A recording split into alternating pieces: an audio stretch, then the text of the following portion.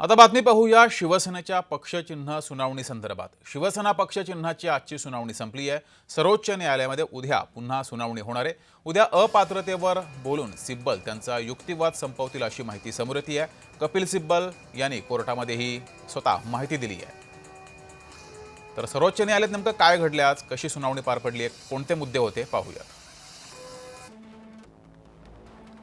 2018 मध्ये शिंदेंसमोरच सर्व बदल झाले असं कपिल सिब्बल यांनी या युक्तिवादामध्ये म्हटलंय। पक्षात फूट पडलेली नाही असा सुद्धा सिब्बल यांनी युक्तिवाद केला।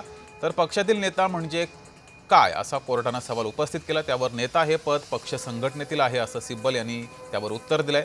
आयोगाने केलेल्या सर्व गोष्टी कक्षेबाहेरच्या आहेत असं सुद्धा सिब्बल यांनी युक्तिवादामध्ये म्हटलंय। पक्षप्रमुखांकडेच सर्व अधिकार असतात, संघटनात्मक गोष्टी सांगता ते बरोबर वाटतात का असं कोर्टाने विचारल्यावर, असा प्रश्न विचारल्यावर 18 जुलैला बैठक आणि 19 जुलैला पत्र दिलं गेलं असा युक्तिवाद सिब्बल यांनी केलाय।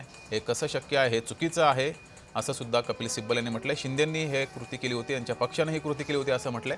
तर मूळ पक्ष चिन्ह अपात्र ठरवण्याचा अधिकार आयोगाला नाही असाही युक्तिवाद कपिल सिब्बल यांनी केलाय।